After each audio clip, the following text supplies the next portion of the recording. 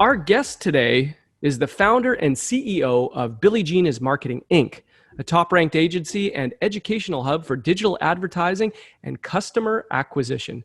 His personal ads have been seen nearly 700 million times across Facebook, Instagram, and YouTube. He is a leading marketing influencer, educator, and practitioner that is revolutionizing the education system and empowering the masses by teaching the world's most lucrative skill set that isn't taught in schools, turning clicks into customers. Billie has been featured by some of the leading public publishing brands around the world, such as Forbes, Entrepreneur.com, and the Huffington Post. He was also recently ranked by Inc. 5000 as one of 2019's most successful companies in America. Most importantly, though, he is the current guest of the Run GpG podcast. Billie, it's a pleasure. Welcome to the show. Hey, thank you for having me. You know, the beautiful thing about giving your bio to someone when you come in is you can say all the cool stuff. You can say, here, don't forget this, and boom. So whoever on my team gave that to you, good job to them.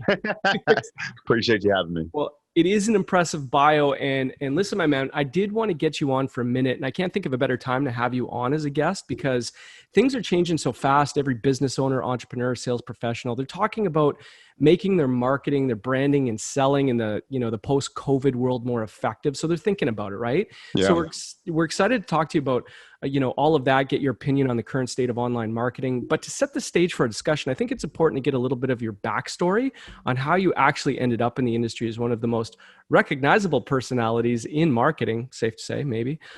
So I want to unpack your story, the Billie Jean story a little bit for our listeners and subscribers. Again, I think most of our listeners might know who you are already, but don't know exactly what you do and what your company does. So that's the first question. How would you define exactly what you do? Like, what is Billie Jean is Marketing? We help small business owners advertise so they can get more customers. The end. That's it. Sole focus is we run ads, help people get customers. That's it. Boom, done. That's awesome. And again, that's a topic everybody's talking about right now. It's on the mind of most entrepreneurs, business owners. How do I attract and retain customers and clients with this new reality? And I think your backstory of how you actually got into the space tells us a lot about who you are and why you know what you're talking about and why you're so passionate about the subject and educating the masses in the industry. So I want to ask you about where you're from and where you grew up and how exactly you got into marketing and customer acquisition. Like, how did you end up in the space? And then to just go a sub-level deeper, where did your passion for marketing and education come from? There's a lot to unpack there. Yeah. Well, I'll say on the story side, so born and raised in San Diego, California, been here my whole life, still here. I hold down Dago City to forever. Like, that's my place. But the story that will probably resonate with everyone listening is I got here through messing up like a lot. And also through one question. I got into marketing because every single business venture that I tried to do, I kept coming into the same issue, which is how the hell do you get more customers? Like, it seems so basic, right? But like, if you remember university, like anyone who's listening, like there was never a customer acquisition course. There was marketing theory, marketing strategy, marketing simulation, like business administration, but no, literally, what do you do to get customers? And the problem is with universities is they model everything they teach off of Fortune 1000 companies. And so for them, it's like price, product, and promotion. That's all you have to do and make this. But literally, who do you go to sell your stuff to? Once you go through friends and family, what do you do? So that ended up screwing me over frequently. I had a mobile oil change company right out of college. And I came to it. We had this van. It had our logos on it, and we looked all professional. And we could go to cars and we can change the oil just like the car wash companies could. So you never had to leave your home again. We come to you, the idea, we love it, we bring it to life. During the business plan, all we had was we're going to do marketing to get customers, that broad. And think about the stupidity in that. You and I, if I ask you what marketing is, it's going to be a different answer than what I say, different answer than what Nick says. Everybody listening will have a different answer of marketing. Some people think it's PR. Some people think it's advertising. Some think it's posting on Facebook. It makes no sense. So when your plan says go market, what?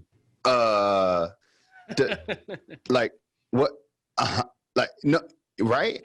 So the oil change company, I didn't know what to do. So I ended up meeting up with this company called Groupon. It was a little player at the time. It wasn't Groupon. Like, it was like, nah, I don't want to do that. You're going to take half my money type of Groupon. And that's how I started getting customers and learning about it. But then after that, mobile oil change didn't go too hot. I ended up working at 24 Hour Fitness, checking in people.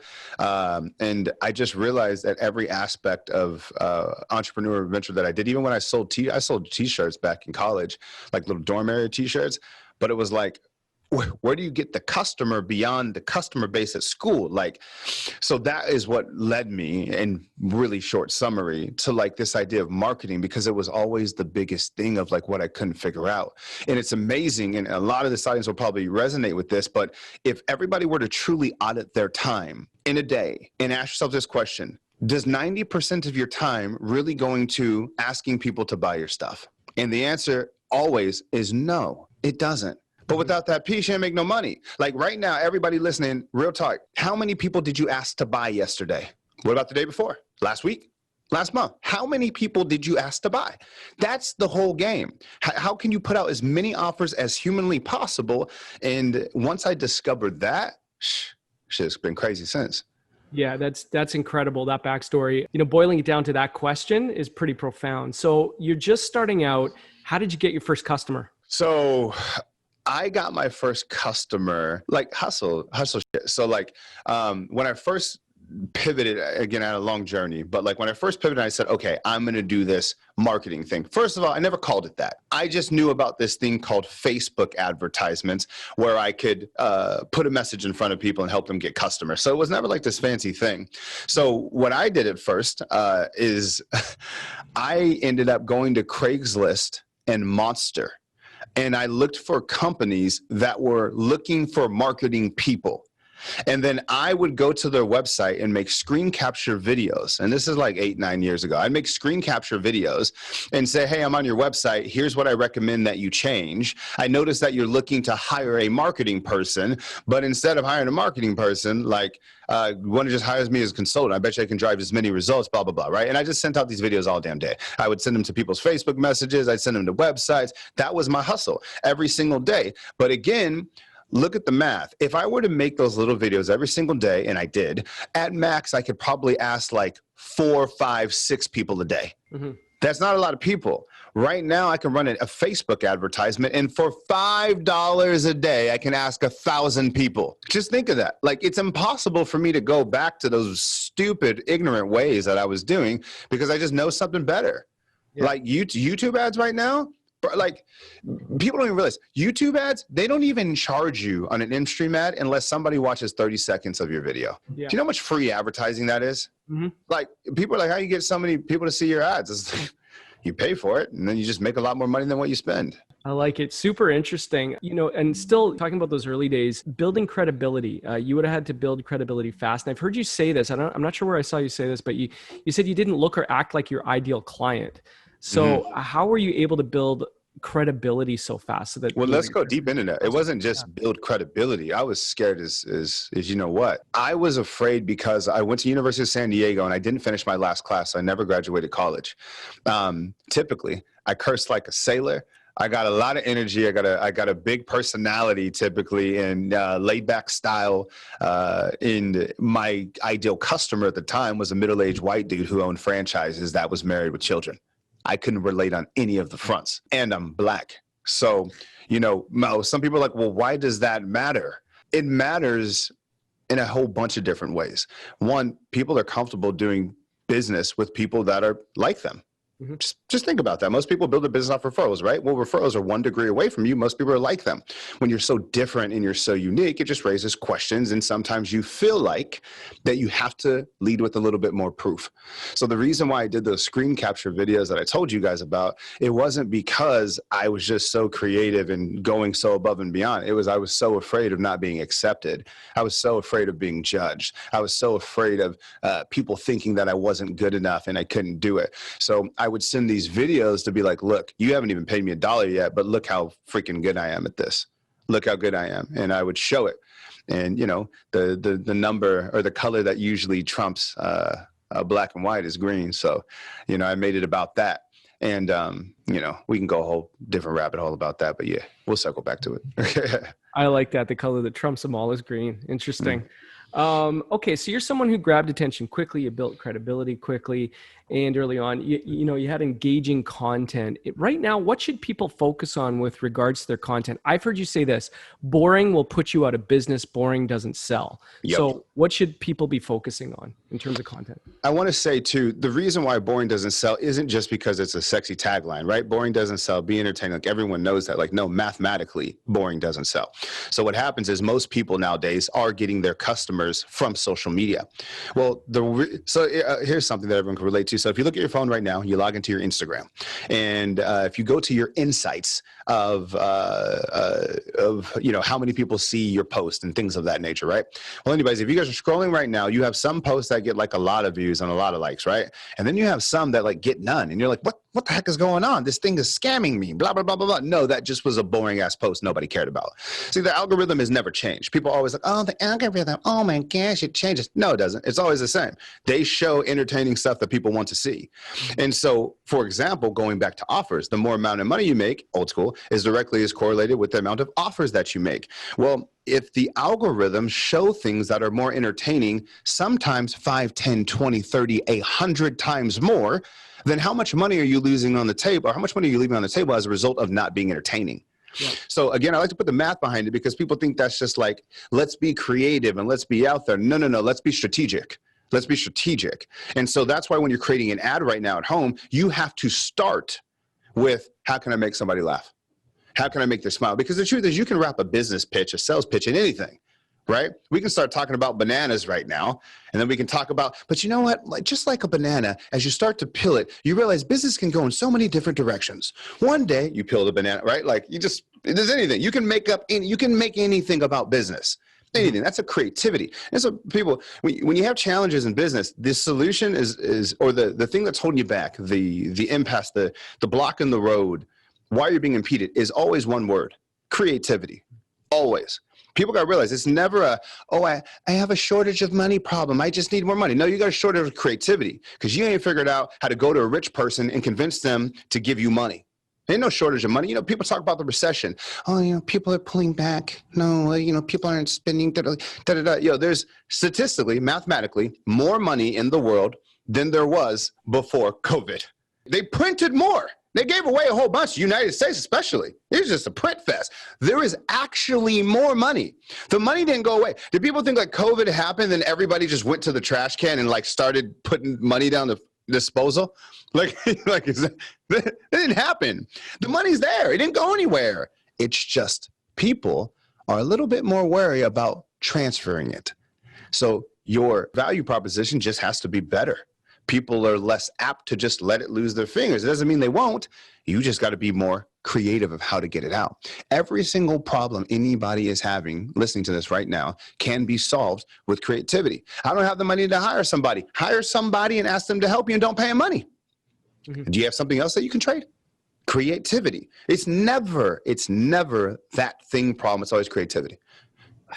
Dude, I hope our listeners are really like, there's so much to go through there, but I mean, you're really dropping bombs here. I mean, this stuff is incredible. Like the points you're making, you're touching on your concept of the 3 E's, right? What is that? Can you unpack that for us a little bit? Absolutely. Entertain, educate, execute, and in that order. So the entertainment goes with what we were just talking about there, is you got to get someone's attention. And, you know, some people think, well, I'm not naturally, you know, entertaining or something like that. But guess what? You can talk about something that is entertaining. You can comment on a video that does have, and that could be your content. You can use someone else's. You can use a giant prop, right? You can, you know, I got, I don't know if they can they see my video, or is it just audio? Yeah. So, you know, I got my gold microphone right here. That's a prop, yo. Why do you get a gold microphone? It's a prop. Because if I want to go on camera and I want to catch someone's attention, I can shine that in their face and I know it's going to slow them down and stop them. Everything's a prop, you know? So again, you don't have to be the entertaining thing. Find entertaining things, find entertaining content, and then comment on that. So, you know, I want to encourage everybody to like put away your things. And also too, you know, the ad is what makes an advertisement or a message, a marketing message good, is the demonstration. You know, so for example, like if you guys have ever been to like a trade show or like a carnival or something, you know, you go to the carnival, the trade show, and you walk in, and there's always that one dude with an earpiece on, and he's selling knives, and like he's selling knives, and granted he's or she's a great salesperson, but what they're even better is they're great at demonstrating their product. They'll take like a pair of scissors and they'll try and cut vegetables, like, see, it doesn't do it, but I try it this way, and and it's fascinating to watch. Or think about on like, you know, how many times have you guys been browsing the internet and been caught up by like a food video? You're not even into food, you weren't even hungry, but seeing it built together was so fascinating. Okay, there's the bun, there's the patty, there's the lettuce, there's the tomato, and then they show the time lapse in it. It's like, you don't have to be entertaining to make entertaining content, right? People love to see how things work. People love a great story. People love, you know, a controversial opinion, you know? So in that's the other thing too, is a lot of people think that if you're going to get someone's attention, that you have to do all of this off of the wall stuff, but that's not true. To get someone's attention, you just have to actually speak your mind and tell the truth. Give you a great example. Donald Trump is the biggest topic, and one of the biggest topics in the world right now, and the things that you're doing. A lot of people can't stand it. A lot of people love it. Well, guess what? If you simply say, you don't have to say a bad thing, you can just say why you like the other side, you're going to get more engagement than you ever have before. Now, does that make you a bad person for stating your opinion, even if it's completely positive and not saying anything bad about it? No, but it is the truth. But what people cannot do right now is live in this gray area. Well, I'm just not going to participate. I'm not going to say anything. Black Lives Matter? Well, maybe they do. Maybe they don't. I don't know. You got to choose a side. Like this, like sitting on the wall and just hoping shit passes, like, yo, that's done. That's done. And I love it. I love the fact that people are getting crushed that are quiet in the middle. Choose a side. Doesn't make you a bad person. And let's be adults and learn how to listen to other people's opinion. Most dangerous person on the planet is someone who has decided, someone who knows. They know the truth. They're not open to hearing anything else. That's a dangerous person. Oh, Democrats are this way. Oh, Republicans are this way. Oh, black people are this way. White people are this way. This is it. Those are always the worst type of people. Closed-minded. 2 ears, 1 mouth. Listen twice as much as you talk. Nobody follows that. Yeah, one thing that I really like with, it was funny, before the podcast, I was having a conversation with my team, and I wanted to run a bit of an experiment. And I asked them, I said, do you guys, like, when I say Billie Jean is marketing, what comes to mind? And what's funny was there were 8 guys in the room, and they all said the same thing. They said, almost all of them, they referred to your ad, the Wolf of Paid Ads. Oh yeah, that was fun. And what was funny was, half of them were like, that was the sickest ad ever. And then the other half, they hated it. But the common thing amongst all of them was they were all talking about it.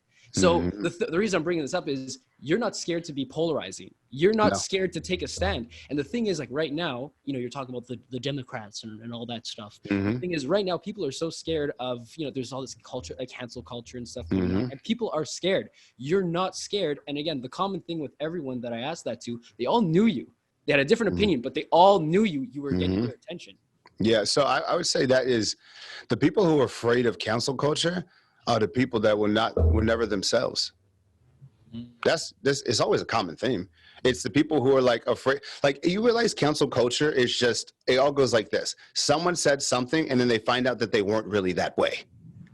Like, oh my gosh, did you hear what, you know, like blah, blah, blah said? And they're like, yeah, he's a hypocrite and da, da, da, da, da. And they get so mad, right? Like, for example, if someone was out there creating content, they're like, yeah, I'm racist. And they're like, yeah, like, I know you don't agree with it. Like, whatever, like, I'm racist. You know how big their following would be? Be massive. Be a bunch of racist people all hanging out. They would buy their stuff, da, da, da, da. And you know, how do you cancel a person that comes out and says they're racist? Yeah. They're like, ooh, leaked footage of this person saying the N-word. They're like, yeah, he says it all the time. He's racist. Like, you're racist. Like, it's all about just, people aren't themselves. So like me, you know, the number one thing I hear when I meet people in person, they'll stop me on the street. Oh, Billie Jean, da, da, da. Dude, you're just like on your videos. Because I'm actually me. All the people you follow, they're not the same. They turn their camera on, da, da, da. They turn on a camera, they got to be somebody. I'm just me. Cancel Billie Jean, try. You're going to be like, well, this one time he said, like, yeah, I know. Have you heard his podcast? It's the most offensive thing ever. This guy's crazy. Like my podcast is called Billie Jean is Marketing Offends the Internet. In every episode, I just talk shit. It's like, what is there to cancel? It's now you cannot like me. You can choose to not partake in what I do. And watch this. I respect and love those people the same. I have no malice, nothing. That's all love. Because you just realize, like, no matter what, people always would try and find something to say. And here's the deal is, like, when it comes to admiration, you know, like most people, there's some people who are bad and just like have bad message out there, and they really are very divisive. Like Trump literally has half the world hate him and half love him. I don't believe in that. And I believe he has the power to bring everybody together, and he just chooses not to because he likes to use his power that way. And I think that's disgusting and annoying. But like for me, for example, I never try and like say anything bad about people and polarize in that manner, where you have to take a shot. If I have to if I have to build the biggest building by taking shots at others, that's weak to me. Mm-hmm. You know what I'm saying? Mm-hmm. And again, it's like, and if you do take a shot, because sometimes in life you got to call people out, just make sure you call shots on both sides. Like I'll talk some shit about Trump all day, but I also talk some shit about Biden all day and not care. Like it's not, we're humans. Like even the fact there's a political party system in the U.S., and I know this, you know, shout out to Canada, but like in the U.S., the fact there's a political party system that separates people into teams of two versus picking the person who's best is already flawed. Mm-hmm. It's already flawed. You already lost. You already lost, right? Like it's just like, it's the stupidest thing. And so like, I don't like subscribe to like the comments, the most ignorant comments start like this. Well, Democrats believe, well, Republicans believe, not true. Because I can tell you this, there's a whole bunch of Republicans who believe in all kinds of stuff that Democrats believe in. There's a whole bunch of Democrats that believe in certain things about what Republicans. Mm-hmm. It's just not true. Like nobody believes no one even knows what a Democrat is supposed to believe in a Republican all the way. It's crazy. You know what I'm saying? So anyways, yeah, I digress. Yeah. The point you made though is, you know, everybody needs to start listening instead of just shouting at, you know, their opinion, but listening is important. I think that's true. And you touched on a key point there. The other thing you touched on, which is key, is what you've talked about before, which is differentiate by demonstrating. That was, you know, what you were talking about when you go to a trade show and you see the guy with the knives doing the demo, and that demonstration outclasses proclamation. Yeah. It's like, just talk is cheap. You know, online right now, the problem and the opportunity at the same time is the barrier to entry is so low. Mm-hmm. Everybody can get into the game, which is why you see so many quote unquote, you know, people who really don't have accolades, but they're out there doing their thing anyway. Gurus. And so that's, gurus, right? So there's the dangerous part of it. But the other side of everybody being able to put out content so easily is it becomes very easy to get lost in the noise, because everyone can put out something. And so demonstration is critical because it's one thing that allows you to stand out. So one thing I did in a lot of my marketing videos is like, I'd go to businesses. Like my advertising videos that did the best, like catapulting our brand and company, are ones where I took over a business for the day. So like there's a company, a big franchise called Massage Envy. I took it over for 24 hours. I brought them like 300 leads in like 24 hours and like broke the record or something like that. And I recorded the whole thing and I put it out. And I'm like, done. Even now today, like, I'm like, you give me any small business and you give me their marketing, I will whoop anybody in the world's ass. And I believe that, like, by like results, like straight, you give me a camera, a computer, a laptop, and you bring me into a small business, right? Like any 5 million or less, thing like that. And I will crush what they're doing. Now I might get knocked on my ass every now and then, who knows? But I don't have that expectation. And that's because I practice, you know what I mean? But, and I'm willing to show that, you know, and everybody want to talk, like, who cares? I don't care what you can say. Like, it's marketing. There's a scoreboard. It's called money. Like, you know what I mean? Exactly. Either you got it or you didn't. Like, you know, and Parker, and I think the gap, and this is for everybody listening, like, you know, understanding the relationship between marketing and sales.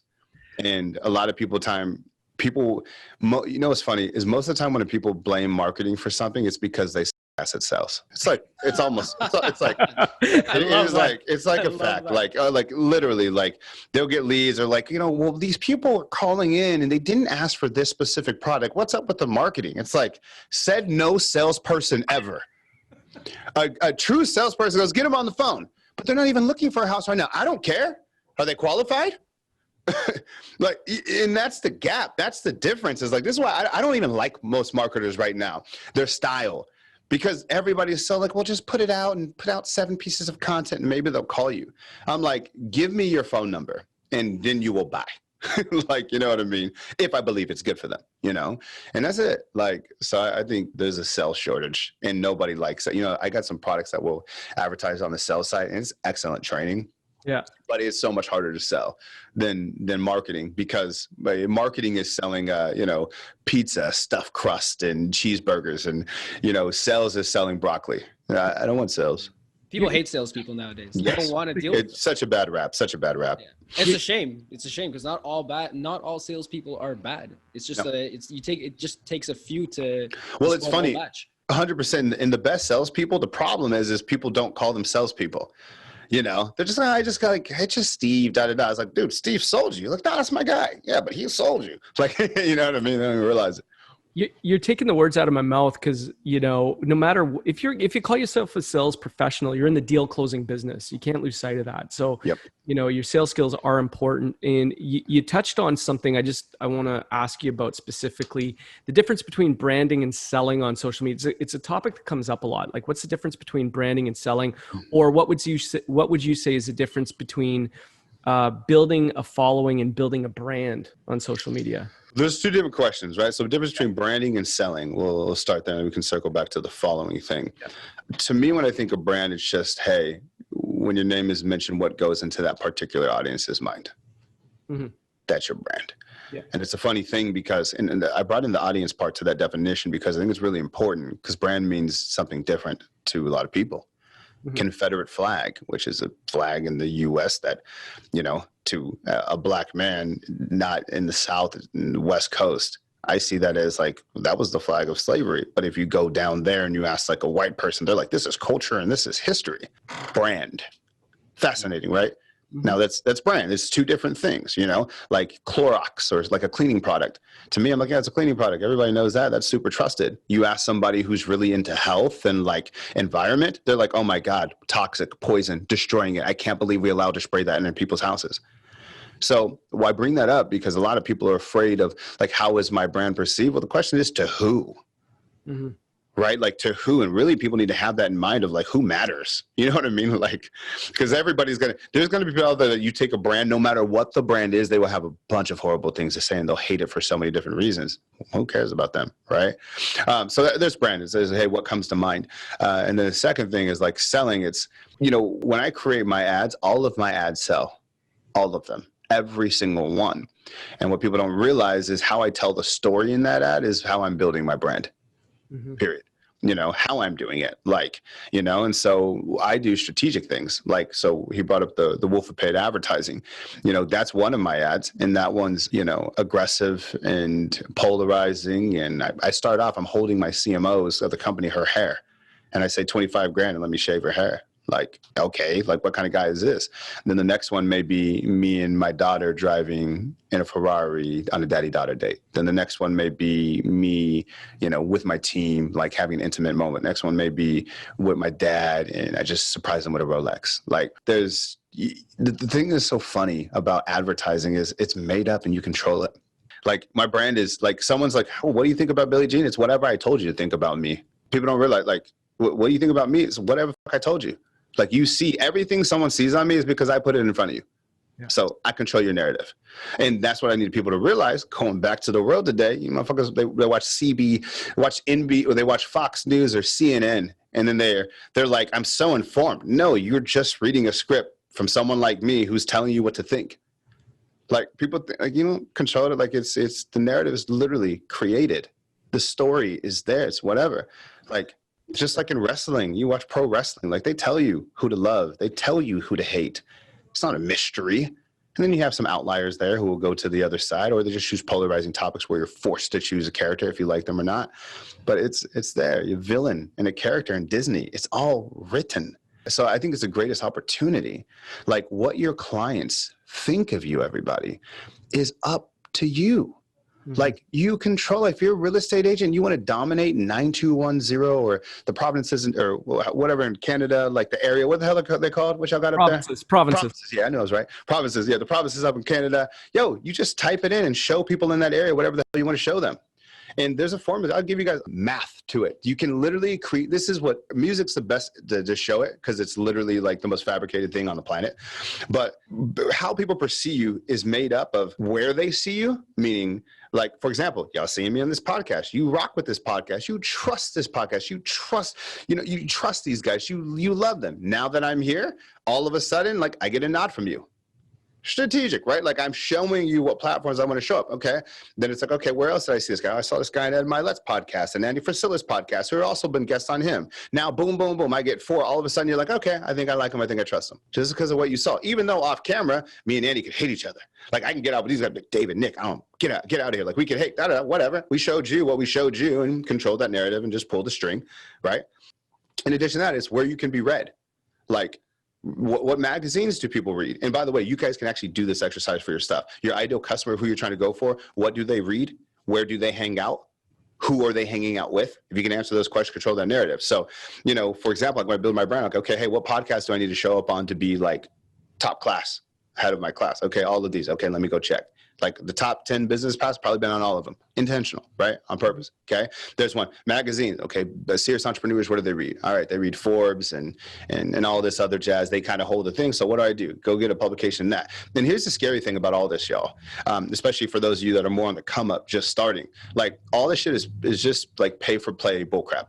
Like, now, mind you, there's definitely some legitimate, I say that in air quotes, circumstance where you can just get featured on things. But most of the time you see anybody in any publication, it was like, I'll give you a great example. You can be on all these websites. So us three, we can all start a company right now. And we can go up to Forbes and say, hey, we would like to buy 3 pages in your magazine for the next year, but we want to be able to feature what we want. And then we could go up to entrepreneurs and say, hey, do you want to be featured in Forbes? Give me $3,000. And we can make that our whole business. And then we just have that cover what we're paying Forbes, and there it is. And we can put the article, Inc. 5000, Granted, we do all of these things because people are ridiculous and they need these stupid things.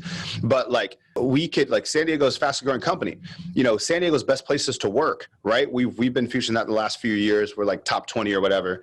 And literally, like, to even be a part of it, you have to pay like a $50 entry. Like, it's a money business. And then they feature you and they're like San Diego's best place. And then they rank them, like, but all this stuff is like, it's just all like, when you guys really see, it's like, I'll give you another one. I used to work at the radio station, San Diego. It was the #1 hip hop station. It was called Z90.3. I interned there, and they used to do this segment called War of the Roses. War of the Roses, where I'd be like, hey, David, and I'd call you randomly and I'd put it on the radio. I'd say, hey, David, this is Bill Jean calling from Bill Jean's flower shop, and you have a chance to send anybody you want flowers right now. We're new in the area, and I'm just trying to earn your business. So who would you like to send flowers to?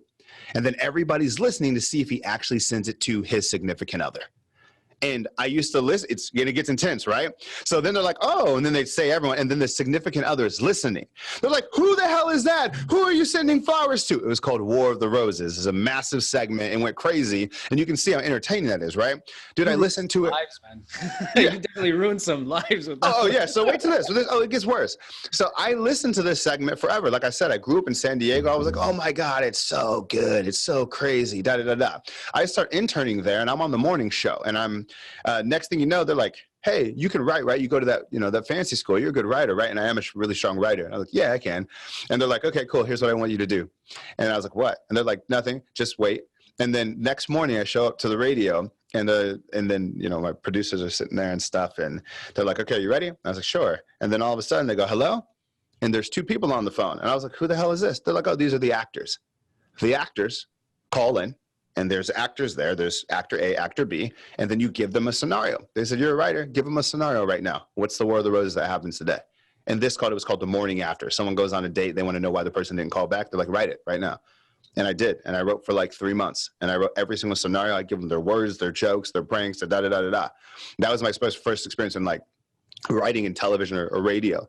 And I learned on that moment that everybody is full of shit. And when I decided to build my brand, it was going to be real. You don't like me. Some of you don't like me, but most people do. And that's why I have 103,000 students in 75 countries. It's like, you can't fake my numbers. Like, I don't, like, you know what I'm saying? Like, so I don't, it's hard to pay attention to any haters, like, been there, done it, check the box. Yo, that's crazy. That's a crazy story. That's nuts, right? Yeah, it is nuts. It's crazy. I had two big takeaways from that part of the discussion. One is go where clients are, go to where your clients and customers are. And number two is I am who I tell you I am. Yeah, it's funny, isn't it? Yeah. You don't find yourself, you define yourself. Well, and remember this is a newer concept because of social media, and I can click a couple buttons and go directly to somebody.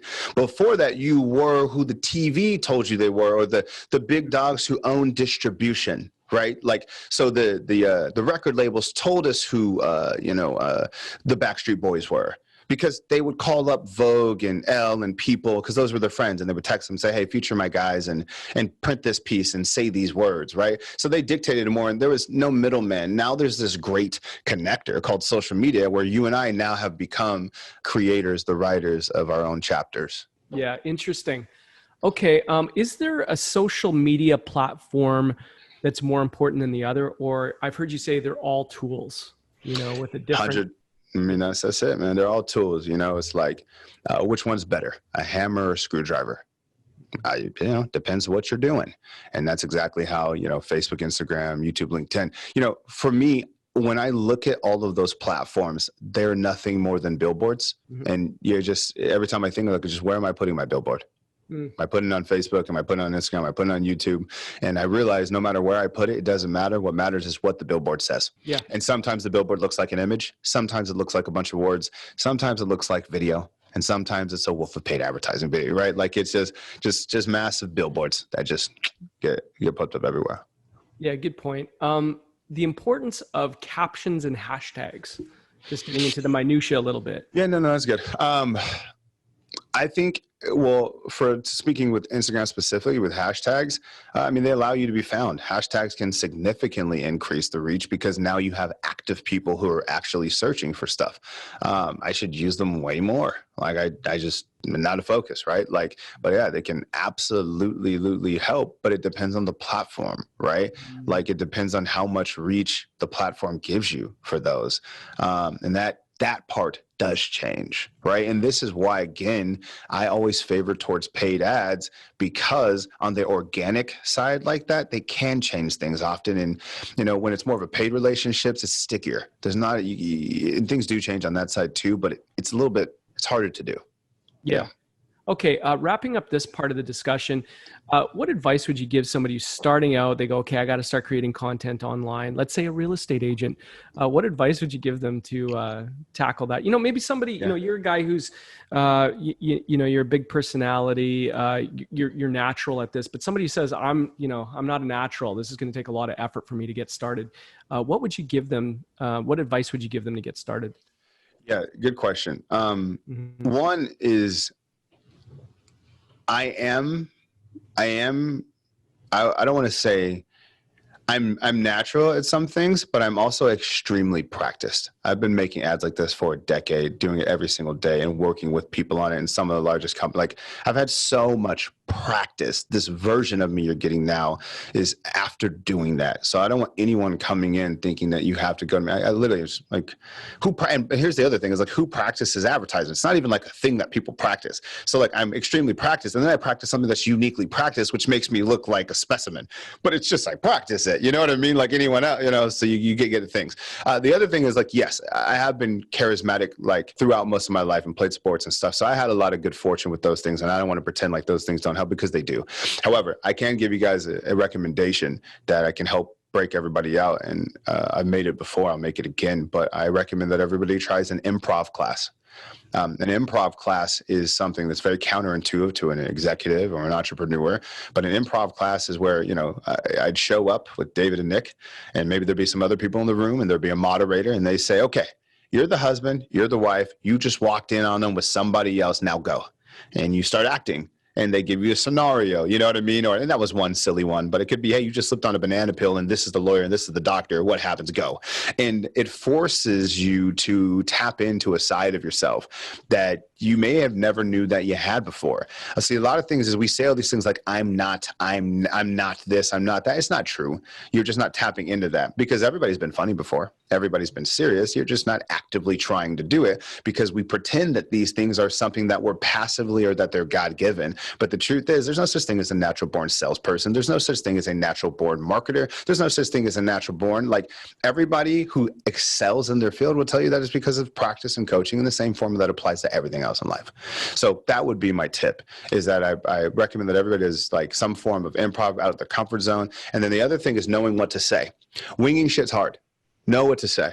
Like, and a lot of people, like my last ad right now, which is just crushing it for us right now, and it's getting less than $1 leads, and maybe sometimes 20 or 30,000 of them a day.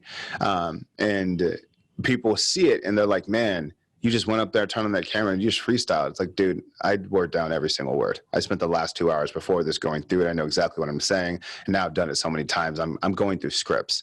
And so, you know, and then people say, well, I don't want to sound scripted. Well, you don't sound scripted because you're reading from a script. You sound scripted because you don't know the words on the script. Have you ever seen a movie or a television show? They're always on a script, but you're not like, are they reading a script? I know, because they remember their lines. So what people aren't willing to do is dedicate the time to do that. Well, that's why the results may be lacking sometimes. You got to do it. So know what you're going to say, and what you want to say in an ad is really simple. Identify one problem that your customer's having and then just solve it. Sounds like this. Hey, looking to move to this, you know, this area, but like you're afraid the down payment's going to be crazy. Try these 3 things. If you found that helpful, click the button. Let's talk. Simple formula that works all of the time. Hey, you want to live in the house like this, but you worry that your credit's not just good enough? Well, here's 3 things that you can do to increase your score and, like, you know, by 30 to 50 to 100 points in the next blank. You know, don't make a claim, but you know, the premise is the same. So the easiest formula ever in advertisements is to identify the biggest pain point that a particular group or audience is having, and then just ask to solve it, and then say, hey, if you found this helpful and you would also like blank, then call me. Simple as that. You can spend $5 a day on it, and see, people will see your stuff on YouTube all the time. Such good advice. Nick, are you paying attention? I'm paying attention. In the time Taking we have, notes. in the time we have left, let's talk about your business lessons learned, and then we'll do the wrap up with some personal development here. What would you say are some of the biggest things you've learned in marketing that set you apart from your competitors? Being different is the only thing that pays.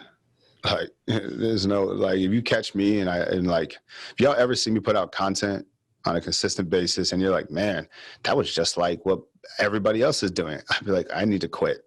Like, I literally spend time thinking about how we're different. Like, the way we produce, the way we teach, like if you go on like our courses and stuff, like, I mean, we built out $1 million studio just to look different and be innovative and on the front. I mean, that's our whole thing, is how do we do everything different? Everything. Like, you know, I look different than most marketers. When I came in the marketing industry, it was only middle-aged white guys on the direct response advertising side. Like, and then here was this 20-something-year-old, I'm 32 now, so I was 20, I don't know, 24 or something like that, 24 coming in, and I looked different. It was different, just different. I talked different, right? Like, it's, you know, like, even that, like, I'm very aware, like when I'm in an interview, like my diction and how I'm coming off, my energy, if I'm close to, if I'm hyped up, it's all different, like making sure, and it's all me, right? It's all versions of me, but making sure I'm showing those sides that are different. You know, I love to come onto a stage before I speak, and I love to know the other speakers because I know how they're going to come. So for me to stand out, all I need to do is not do what they did. And luckily and unluckily, we live in a world where everybody is so cookie cutter and everybody's so great. And see, the thing is, when you're different, you now have attention on you because you stand out. Mm-hmm. And everybody wants standout results, but people don't actually want to stand out because then eyes are on you. That's where you can be judged. And people are so afraid of being judged. But, you know, only when you're out playing on the field in a spot to be judged is where you can excel and build legacy and do incredible things. So. Yeah, that's incredible. We, you know, one of the things we founded the Greater Property Group on was on what we call unique selling propositions. Our uniques, what makes us different from our competitors. Incredibly important. Like you said, unique is everything, right? Being different is everything. It's super important. And to chime in there, if you don't mind, is that being different, it's like, I really challenge you to think of it, like, you guys want your sales to go through, think of an offer that's different. I've done lead generation for, you know, some of the largest franchises in the world. And I'll tell you, whenever we really get a campaign that's working, it's because the offer is different. Take a company and a franchise like McDonald's, right? And Subway, two of the biggest franchises in the world. I think Subway was first. But they've been selling the same thing for 100 years, however long they've been around, 50 years, whatever it is, which is a burger and fries. Subway, it's a sandwich. So how do they keep you excited? They come up with new offers. Come in now and get the McRib. Come in now and get the McDouble, the McFlurry. Come in now and get 2 chicken nuggets for 39-cent cheeseburger day. Monopoly. Here's a Monopoly piece on our game now. But at the end of the day, what were they selling? Burger and fries. It didn't change. It didn't change. It's the same thing. It's burger and fries made the same way. But the offer and how you put it out to people needs to be different. And so I would challenge everybody right now to say your offer. Is it, do you want to buy this house? Okay, well, how good is that offer going to do right now? List with me because I care? Okay, well, find a real estate agent that says they won't care. So that word, unique, selling position, is it unique though? Is it unique? Really push it. Is it unique? And if you're having to rationalize and justify, if it sounds like this, well, yeah, Stephen, it actually is unique because if you really think about it, you lost. You lost. If you're rationalizing and justifying your uniqueness, knock it off. You missed. Just do something else. Again, as I stated in the beginning, the only thing that stops the needle from moving is creativity. Mm-hmm. So I got a question. I want to dive a little deeper into that. So for a lot of industries, for example, real estate or even the marketing world, if let's say you're a marketing consultant or you own an agency, they're very crowded naturally. And a lot of people are doing the same thing. Or almost everyone is doing the same thing actually. So do you have a framework or some kind of, I hate using the word methodology, but do you have some kind of actionable process that you recommend that can help people to start thinking outside the box and getting the creative juices flowing? Because for a lot of people, it doesn't come naturally. That's the problem. That's a great point. I'm so glad you said that because people think it's, again, and if you see me spitting things off and you're like, man, he just gets, again, it's practice 10 years. But the best part about, where we live in right now today is that you can just literally Google, literally type in, 100 best headlines of all time. And you will see the companies just have the most killer things of hey, the best offers of all time, best call to actions of all time, most remembered ads of all time, best commercials of all time, and just look at what they offer and then just go to the homepage of the biggest websites. Right? They probably have their best offer there because they're trying to gain traffic. And then you modify it and you make it for your industry. Another one too, if you have a service-based or abstract, make it physical. People need intrinsic, tangible value. It transfers easier. It's easier to comprehend and understand. So, you can give an ebook for sure, but why not print it out at Staples, bind it and make it look all nice and say, hey, would you like me to send you this? And they're like, oh yeah, what's this? Look, on page 3, it's like this. On page 5, it's like this. And then you say, we got 2 options right now. I can mail this to you, but that would cost me money and it would take forever to get to you. How about I just email it to you? Even just doing that makes it 10 times more valuable than just saying there's a magical ebook that you'll somehow someday see it. So making it tangible is a massive one to bring things to life, let them touch, taste, feel it, use their senses, get their senses involved. So I would say is borrow creativity from other industries. That would be a methodology, is to look at other stuff that has nothing to do with this is real estate. Good. Go look at the food industry. Awesome. And see what they're doing and then say, how can I take that principle and make it mine? And there's the difference is notice my brain didn't say, yeah, that works for food, but not for mine. That's a loser mentality. I said, that's dope. How can I make that work for my industry? That is the whole thing. Again, a creativity challenge. That's what everybody has, right? A creativity challenge. And you master those and you win everything in life. Oh, the girl's not talking to me. Dang, how can I get her to notice me? She's not into guys like me. I saw her last boyfriend. He looks so different. Da, da, da, da, da. Oh, no, she's into black guys. Billie Jean's got that. Da, da, da. No, it doesn't have to, you know what I'm saying? It doesn't have to be like this. Creativity. How can I make myself more interesting? How can I be more well-read? How can I put myself in better shape? How can I stand out more? How can I? You know what I mean? I can't believe you're saying this. This is exactly what the GPG does. That's what we do. We could go outside the industry and we bring, tactics and pros, and we bring that back into real estate. Because of that, we've been called naturally disruptive. We do things that are so weird, that people pay attention, but they work. They work. And truth be told, in Canada especially, millennials are going to drive the real estate market for the next 3 to 5 years. So you better be speaking to them. You better be grabbing attention. It's important, right? The real estate industry is so archaic. It really is. It's an old Yeah, I always say, like, I'm glad you said it, because it's not that, it's all aspects of real estate, right? It's the loan side, I mean, it is just, it's like, it's crazy. And like, people are like, let's take a stand for our commissions. They're getting cut because this is happening. Like, dude, you better adapt and get real. Let me tell you something, Billy. Sorry to cut you off, but let me tell you something. The whole problem is, real estate agents and brokers, they can't articulate their value. They can't say what makes them different. They don't have the offers. And because of that, people will always question their costs. So people don't want to pay the money and want to pay commissions because you're doing the same thing as everybody else. The same thing as an agent next to you. And to go even further, and this is a really important note, is some people have a hard time articulating why they're different because they're not. And this is important, and I want everybody to really hear me here, is don't forget you can always acquire more skills to make yourself more valuable. And this is the biggest block with humanity. We act as if we are. Well, I am just this, just like I talked about in the beginning. It's like, I am not funny. I am not creative. I am not entertaining. Well, I love the fact you can tell yourself the truth, but tell yourself even more of the truth, which is, I am not funny yet, but I will be after I practice blah, blah, blah, blah, blah. I am not da-da-da yet, but I will be da-da. There's this stupid saying that everybody says, which is, just double down on your strengths and forget your weaknesses. Now, that's a great saying if you have a strength. You got to get a strength first.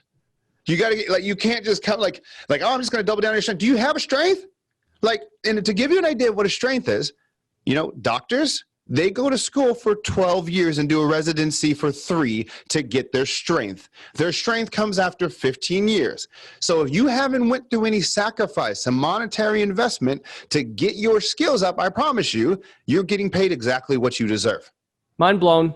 I hope everybody's taking notes, because this is game-changing stuff. I got one question that we haven't really touched on. If you don't, Dave, you got something? Yeah, go for it. You talked about getting your first client and how it was kind of easy. And for, I think, any sales professional, it is easy. The first client, you can literally stumble. You can fall ass backwards into your first client. Where it gets tough is being able to repeat that success. So for someone who may be just a one-off real estate agent who wants to build a team, or a one-off marketing consultant who actually wants to build an agency, what do you think is the most valuable step they can take to start learning how to scale that skill and be able to repeat that success? Paid ads, 100%. Paid ads. Being able to acquire customers systematically, because if not, you're not in control of your growth. Like when you're depending on referrals, what I hear is you don't have, like when people are like tout like, hey, I grew this business and I'm not even using any advertising, that makes me want to run the other way, because I know they have no way of scaling up. Because if I told them, awesome, double your business right now, they wouldn't even know where to start. Yep. It's like, okay, well, I already tapped out my referrals. There's nothing to do. Like if you look at Fortune, 100 companies, like the biggest companies in the world, you'll see their top line, which is like billions and billions and billions of dollars in sales. And then right next to it is their advertising, which is billions and billions and billions of dollars. Like it's a part of the game to success. People don't realize that, which is why I think statistically 4 out of 100 companies in the US ever make it to $1 million annually in revenue, which that doesn't even, mind you, say profit or anything. That's 4% success rate getting there. 4%. Meaning 96 people are wrong. And I bet you all of those 96 people don't advertise. Yeah, good advice. Good advice, man. We do like to keep it real here on the Run GPG podcast. So what's the worst business decision you've ever made? Trying to figure it out myself.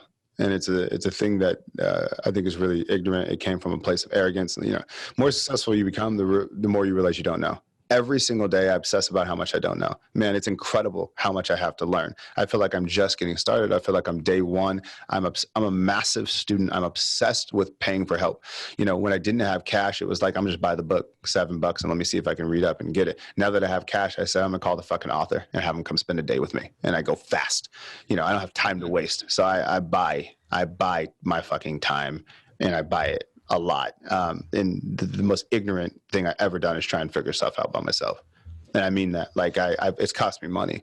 I bought a long story short, one of the first websites I ever did for this platform thing, I ended up paying $25,000 for, because it was the first tech company I talked to, and they gave me a quote. And this is years ago. And mind you, I didn't have that. I borrowed the money from like friends and stuff. I had no money. And I realized that I could have got that platform for free. It was a free thing. And they just paid me for overcharge on customization.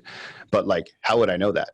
I didn't know that. Like, and it's just like most people, and people will relate to this. If you've ever built a website or gone to it and it was your first time in that Rhodian dance, you will overpay for everything. You go to a car and you've never done it before, you will overpay for everything. You go into real estate and you've never done it before, you will overpay. Here's a great one. Everybody here, because we got a lot of real estate professionals. If you go buy the house today with what you know, on being on the back end, all the stuff, are you going to pay the same as Joe Schmuck? Exactly. Meaning there's a immense, extreme, massive amount of value on expert help. Only a fool tries to figure out themselves. I was that fool. I stopped being that fool. And here we are, 8 figures annually, 103,000 students, 75 countries. And, ads have been seen coming up on, I think, 800 million times. And amazing. Here we are. That's awesome. Okay. To piggyback on that, what's the best business advice you've ever received? Can you think of it? Ask for help. I'll just flip it. Yeah, okay, good. I think I look at best business advice as always relative. Mm-hmm. And I mean that in the sense of like, it depends on the problem that you're trying to solve. So I couldn't say I have a best piece of advice. I have an advice for that time.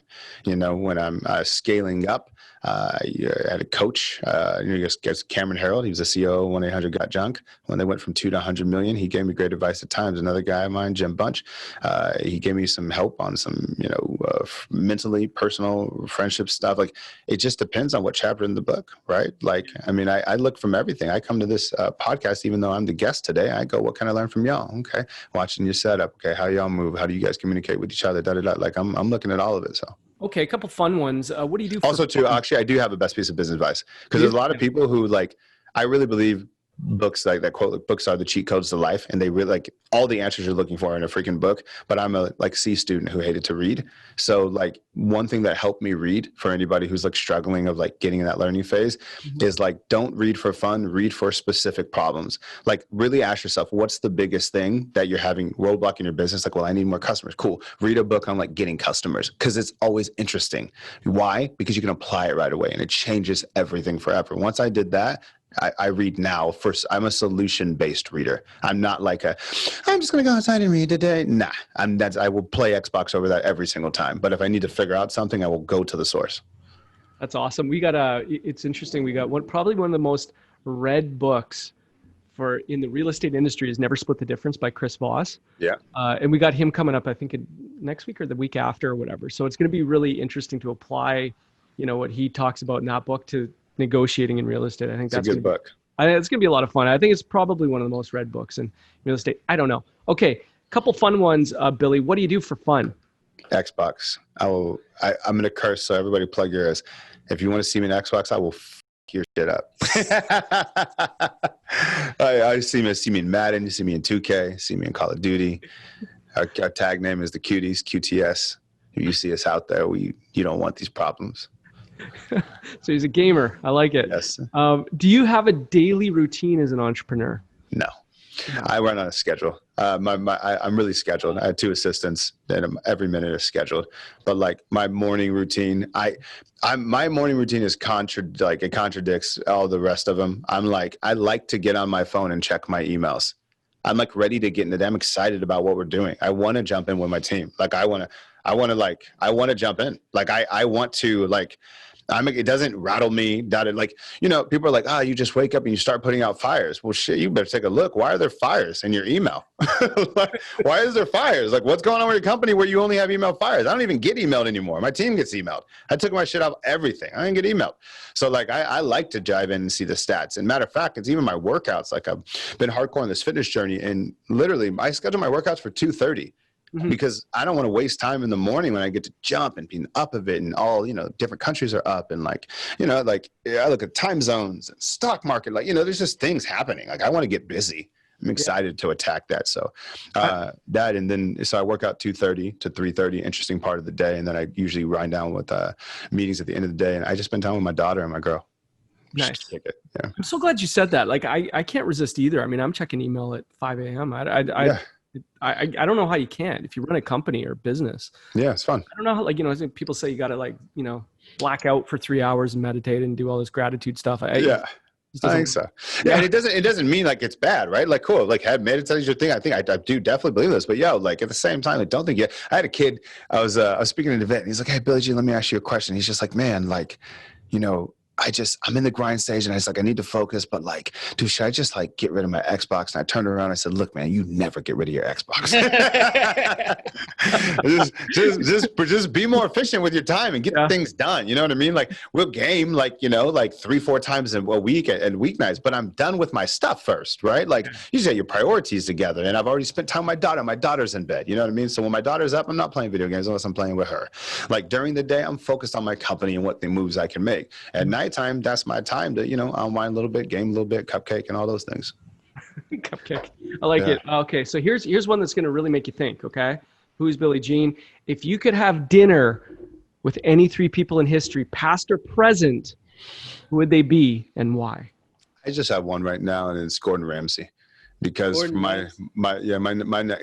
guy I look at. Like I don't even look at anyone in digital marketing space. Most of our peers and like we'll chat about getting better and helping. Like my brain is like syndicated television shows and pilots in the entrepreneur space and just absolutely dominating space. It's just a bunch of old white guys right now. We're about to come in there and blow that shit up. I'll tell you guys now. I'll call it right here. We're gonna be in Netflix, Hulu, plus we'll have the #1 shows and multiple, not just one. So that's where we're at. And Gordon Ramsay's done that. So he's the guy. I would have it with him, and I want to understand his process, his team, and everything he does to create that much velocity and how he leverages all that brand to then put it out into other companies and ventures. I'm a big Gordon Ramsay fan, but you got to pick 2 more though, dude. You got to pick 2 more. I think just, I guess I go shout out to my grandparents, rest in peace. Go say what happened. Just be like, yo, what you been up to? Because Hey, listen, man, that question, we get the craziest answers sometimes. We get very interesting. So it's a good one. It's hard for me. Like I don't do well in those because to me it's like if there's that person, like I'm gonna call them. Like and if I don't, and that doesn't mean like I'm so cool. Like if I don't know them, I'm gonna find a way to do it, and I'll pay them. Like you know what I mean? If I'm burning that much, it's like no, I'm gonna find someone who knows I'm gonna pay them. Like I say Gordon Ramsay because I'm actively like figuring out how to get in front of him, so like that's what I don't know, and then the dead part, like in the past, I just know so little about history that I just wouldn't have a good answer. Like I hated history. It was like my #1 class that I couldn't stand, and not that you can't learn a lot from it and disrespect it, but like I couldn't name anyone because I don't know anyone. Well, here's what we'll do: we'll get Gordon Ramsay on the Run GPG podcast. Yes, and we'll have you as host. That's what we'll do. That's what we'll do. I'll set it up. I'll make it happen. Does that mean you're kicking me out?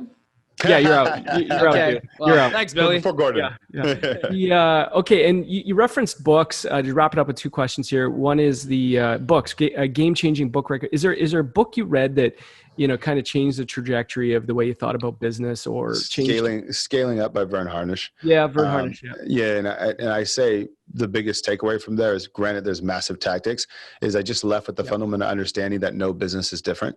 And in my business, right, I'm like marketer. So I see every different type of business industry ever.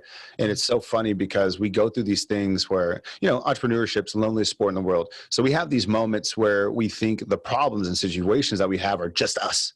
Well, my customer is different. Well, not our product. And it's just crap. The book is so objective and so spot on. And then I've seen it, applied to the different disciplines and business throughout different industries. It's just, no business is different. And like, you can really get to a place. I can't wait to 50-year-old version of me. I'm 32 now, so 18 years. I can't wait to talk to that guy and see what he knows and understands about business and way it's so simple, not easy, but simple because it's so there. Yeah. So no business is unique at all. Not a single problem is unique. Yeah. I like that. Have you read The Hard Thing About Hard Things? Have you read that one? Another good one. You need to read that one. If you like Scaling Up, you'll really like that one. I thought it was Hard Thing About Hard Things. Okay, no. Hard Thing About Hard Things. That one was one that I think you'd dig. Okay, so when all's said and done, just to piggyback off that, when all is said and done, what do you want to be known for? I know that the word legacy is thrown around a lot, but empowering people with less than. We made a decision years ago to make our stuff really affordable. Like I sold all my courses for $31. I bundled them up.